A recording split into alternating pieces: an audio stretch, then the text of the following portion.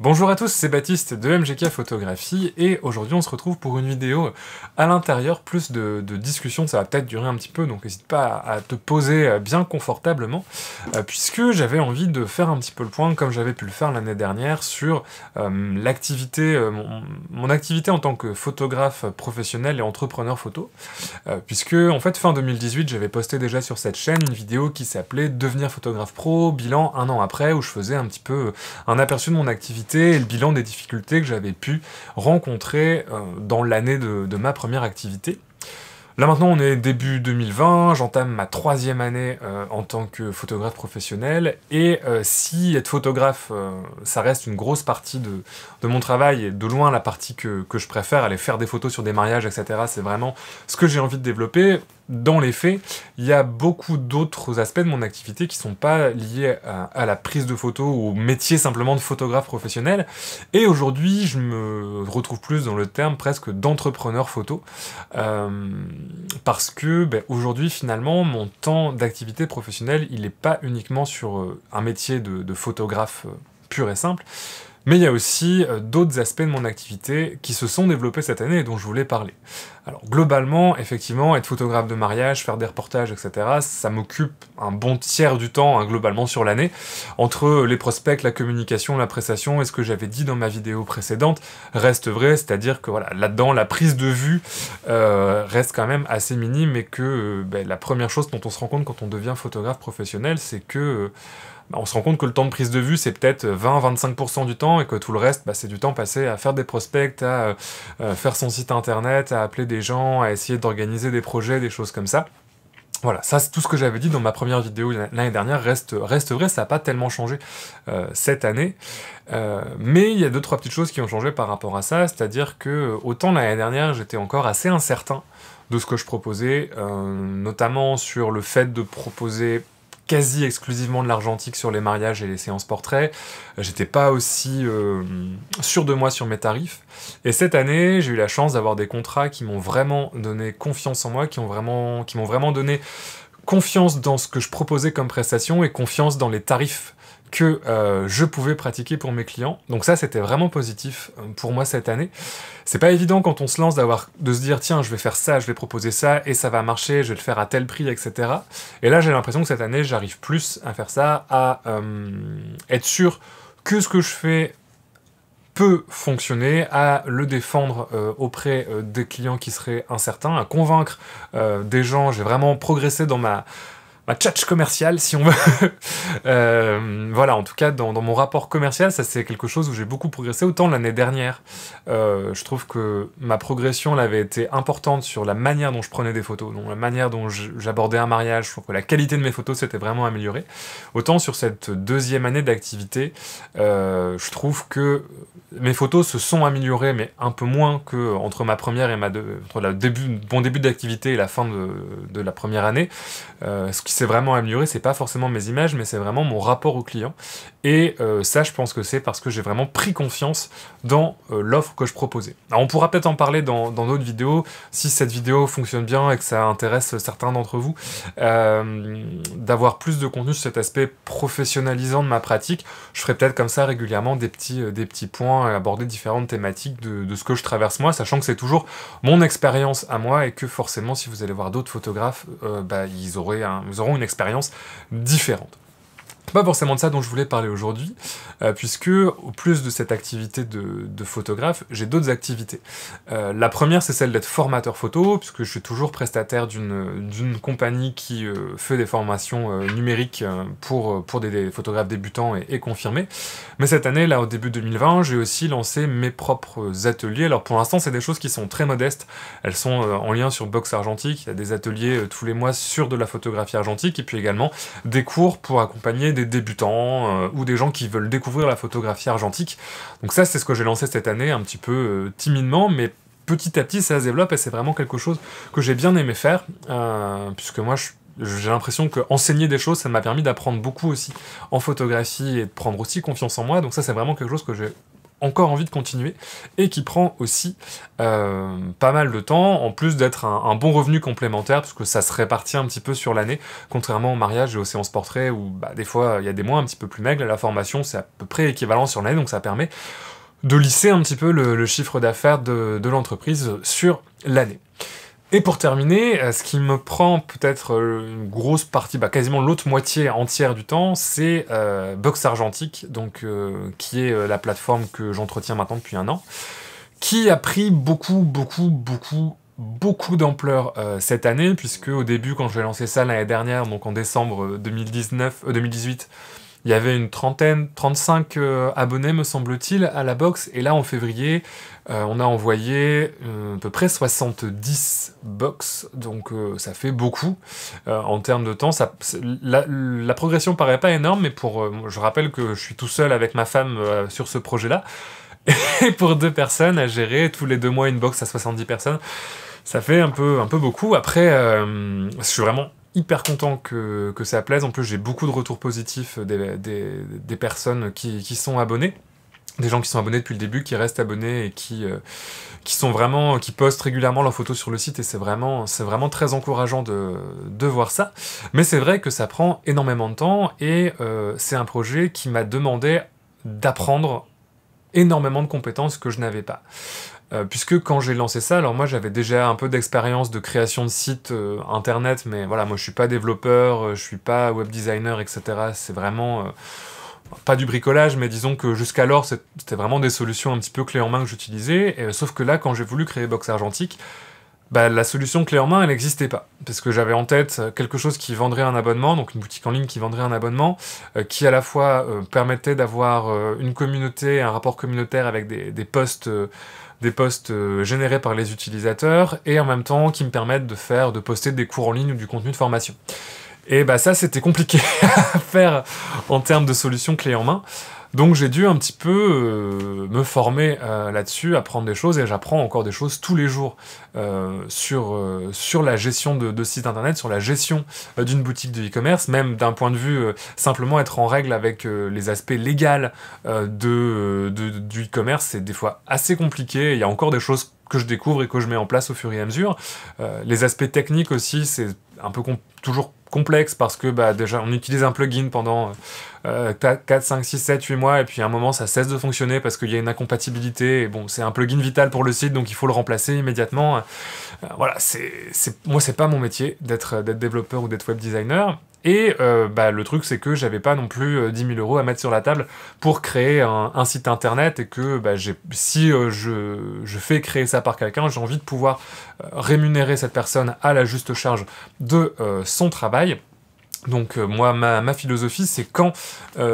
tu n'as pas les sous pour payer quelqu'un, essaie d'apprendre à le faire toi-même du mieux possible, et c'est ce que j'ai dû faire avec Box Argentique. En plus, au quotidien, ça m'a aussi appris beaucoup dans la gestion d'une boutique de e-commerce, parce que ça, je l'avais jamais fait auparavant, parce que là, il y a des vrais clients derrière qui payent du vrai argent. C'est pas juste un Tipeee ou un Kickstarter ou quelque chose comme ça,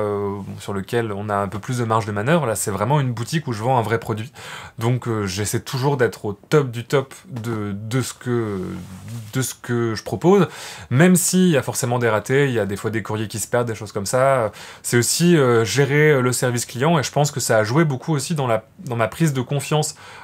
par rapport à des clients, puisque forcément des fois il y a des gens qui reçoivent pas leur courrier, il faut gérer cette situation, il faut trouver un arrangement, il y a des gens qui veulent faire quelque chose sur le site et qui rencontrent un problème et qui vont m'aider à débugger le souci, parce qu'on va faire l'aller-retour pour régler leur problème, etc. Donc il y a pas mal de choses que j'avais jamais fait avant dans ma vie, et que j'ai dû faire avec Box Argentique, qui m'ont beaucoup appris. Il y a aussi toute la gestion, au-delà de la gestion du site internet au quotidien, c'est vraiment un effort,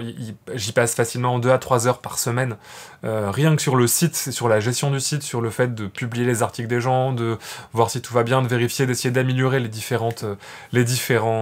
fonctionnalités du site, de faire en sorte que ça s'améliore, de réinvestir un peu de l'argent qui va dans la Box Argentique sur ce site pour avoir une meilleure expérience utilisateur. Ça,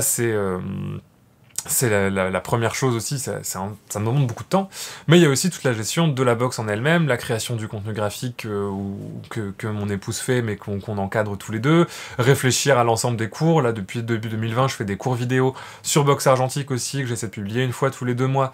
Donc c'est aussi beaucoup de travail, même si ça paraît pas grand chose, même si c'est des cours de 20-30 minutes qui sont pas, c'est pas des énormes formations hyper complètes, mais malgré tout, il faut tourner des vidéos en plus, il faut uploader, il faut payer un hébergement sur Vimeo, il faut régler plein de choses, ça c'est aussi... Donc voilà, en gros, c'est beaucoup de travail, sans compter après la gestion de la marchandise, de l'envoi de la box, etc. Si je mets un petit peu bout à bout entre gestion d'une boutique, prise des photos pour la communication, gestion de l'administration du site, de la communauté, la création graphique, l'écriture, le tournage des vidéos courts, etc., on a facilement à 2-3 semaines de travail à temps plein sur chaque box. Donc c'est un gros parti de projet, beaucoup de temps, pour un chiffre d'affaires qui monte, mais qui est pour l'instant pas aussi rémunérateur que mes autres activités, tout simplement parce que il y a aussi des frais. Savoir que quand je vends la box 20 €, si on enlève les frais de port, le prix de la pellicule, le prix de l'impression, les timbres, l'envoi, etc., les taxes, hein, parce que moi je paye des taxes aussi dessus, à la fin il reste pas grand chose, on fait un bénéfice de 4 € par enveloppe, quelque chose comme ça, 4-5 € par enveloppe, ça dépend du prix de la pellicule qu'on met dedans. Mais voilà, c'est pas le plus énorme, et encore je pense qu'à 4 € je suis un peu généreux, j'ai pas tous les chiffres en tête. Mais voilà, en termes de temps, ça demande beaucoup de temps, et c'est pas forcément la chose le plus rémunérateur, mais c'est pas forcément grave, parce que ça m'a donné beaucoup de confiance en moi, et ça m'a permis d'apprendre énormément de choses en termes de compétences, et je pense que c'est hyper important en tant qu'entrepreneur de continuer à se former, de continuer à se fixer des défis et d'apprendre de nouvelles choses, soit par soi-même, soit dans des formations. Si je devais faire un peu le bilan de ma 2e année dans ce métier étrange, c'est vraiment ça que je retiens, c'est le nombre incroyable de compétences qu'il m'a fallu développer pour pouvoir avancer et construire de nouveaux projets. Dans mon cas, moi j'ai toujours aimé apprendre par moi-même, donc ça tombe plutôt bien, mais faut savoir s'accrocher, rater, parce que ça arrive aussi qu'on passe 5 heures sur un truc et puis que ça marche pas au final, qu'il faille recommencer, savoir reconnaître ses erreurs, pouvoir les corriger, et c'est pas toujours facile, et il y a vraiment des moments où on se dit que on voit la montagne de travail devant, et on se dit mais je vais jamais y arriver, et on est en plus la seule personne sur qui on peut compter, on sait que si ça rate, c'est de notre fait, si ça réussit aussi, mais on a que nous pour se soutenir là-dedans. Je pense pas qu'il y ait un job conventionnel qui soit l'équivalent de mener un projet d'entreprise comme ça, quel qu'il soit. Et c'est ça aussi que j'aime avec cette vie finalement, c'est la liberté de pouvoir inventer le prochain projet en rêvant déjà à l'idée suivante. Ça demande beaucoup de rigueur dans l'organisation et de savoir s'organiser, de se dire bah voilà, faut pas non plus mettre la charrue avant les bœufs et lancer 40 idées, faut dire ok, cette idée-là c'est pour maintenant, cette idée-là c'est pour peut-être dans 6 mois, cette idée-là c'est peut-être dans 1 an, etc. Faut savoir gérer ses priorités aussi, et c'est hyper important, c'est pas toujours évident de savoir ce qu'il faut faire, mais c'est aussi hyper enthousiasmant. Forcément, il y a des jours aussi un petit peu plus difficiles où on se sent un peu dépassé par tout ça, où voilà, on a la montagne de travail devant nous, on sait pas forcément comment on va l'escalader, mais au final, moi, en tout cas, c'est une vie qui me convient toujours et qui, je trouve, est hyper épanouissante d'un point de vue intellectuel. Comme tout travail passion, c'est aussi des fois difficile de compartimenter sa vie et de prendre du temps pour faire autre chose, puisque moi, la photo, c'est ma vie professionnelle, mais c'est aussi une passion que j'ai pour moi-même, donc des fois, est-ce que quand je vais faire des photos le week-end, pour moi-même, c'est aussi du travail, parce qu'après j'en parle sur cette chaîne, etc.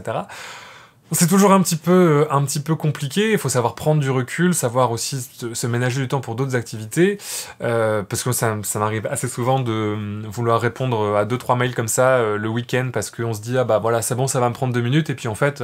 dans la chaîne on se retrouve à régler un problème sur un site internet, puis aller répondre à un autre client, puis on se retrouve finalement à bosser 3, 4, 5, 6 heures alors que on s'était juré que c'était notre jour de congé, et bon c'est des fois un petit peu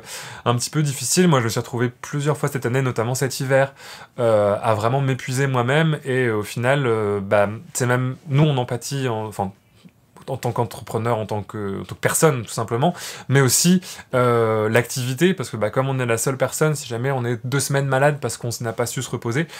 c'est aussi 2 semaines où les choses avancent moins bien et avancent pas, et ça c'est aussi un aspect assez stressant, ça met beaucoup de pression d'être seul responsable d'autant de choses, à la fois cette activité de photographe et boxe argentique aussi, où je sais que si je vais pas bien moi à un moment, il y a personne pour gérer, qui sache ce qu'il faut faire et qui sache gérer l'une ou l'autre activité. Et puis enfin, il y a cette chaîne YouTube qui demande aussi pas mal de temps et qui là pour le coup n'est pas du tout une activité rémunératrice, puisque en toute franchise, si on prend les revenus publicitaires, on doit être à... disons que ça paye un abonnement Adobe Creative Cloud, ça rembourse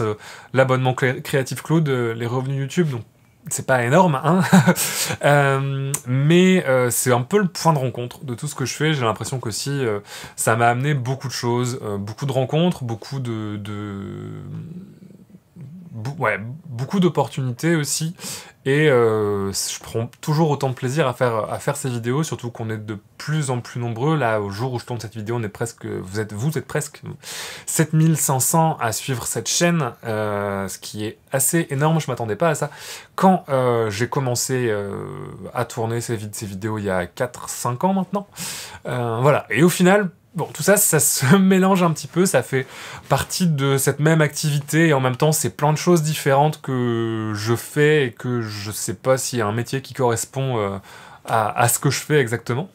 Au final, même moi, je sais pas trop quel métier je fais. Je pense qu'aujourd'hui, entreprendre dans la photo, c'est un peu ça. Il y a plein d'opportunités à saisir en plus au niveau de l'argentique et des choses à faire en photographie. Je pense que, voilà, on dit souvent que le métier de photographe, c'est un métier ça s'est précarisé énormément, les tarifs ont chuté, et c'est vrai, quand on voit Miro, quand on voit tout ce qui est l'ubérisation de la photographie, quand on voit les tarifs que certains collègues pratiquent, les gens qui travaillent au black, etc., c'est effectivement pas un métier facile, et c'est un métier très concurrentiel, mais je pense qu'aujourd'hui, il y a plein d'opportunités, au-delà du fait d'être photographe, pour utiliser les compétences qu'on a en tant que photographe, pour entreprendre des projets. Et je pense que c'est d'autant plus vrai en argentique,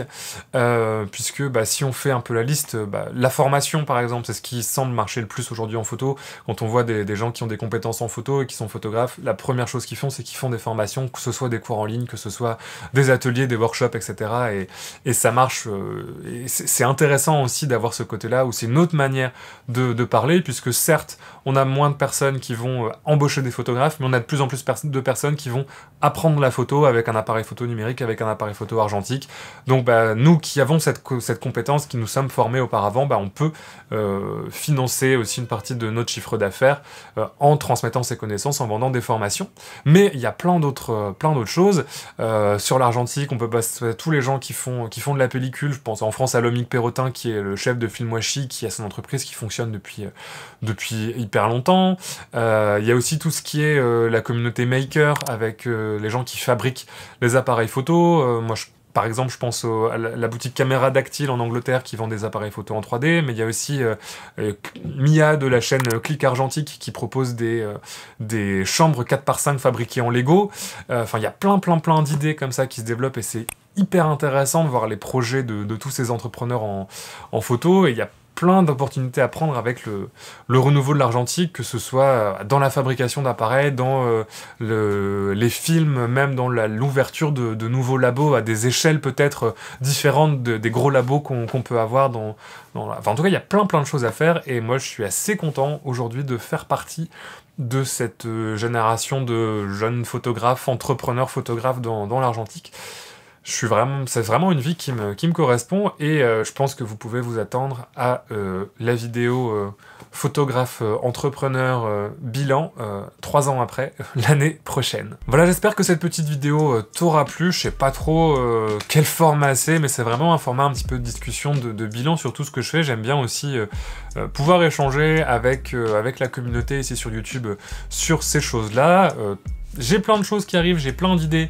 de vidéos. Voilà, j'ai mon petit carnet où j'ai toutes mes idées de vidéos. Il y a plein de choses qui arrivent, que ce soit de la review d'appareils photo. J'ai récupéré un truc hyper cool qu'on va regarder très bientôt. C'est un petit Olympus Pen demi-format. Ça va être la prochaine review d'appareils photo. Il y a également pas mal de reviews de films qui arrivent et plein de vidéos comme ça, un petit peu débat sur différentes choses de l'argentique. Si cette vidéo t'a plu et que tu veux voir plus de contenu sur l'aspect entrepreneurial de mon activité, n'hésite pas à me lire dans les commentaires. Et puis, de toute façon, tu trouveras toutes ces activités dans la description, mon site internet de mariage, box argentique, etc., etc., etc., si tu veux aller y faire un tour. Voilà, moi je te dis à la prochaine, et d'ici là, bonne photo!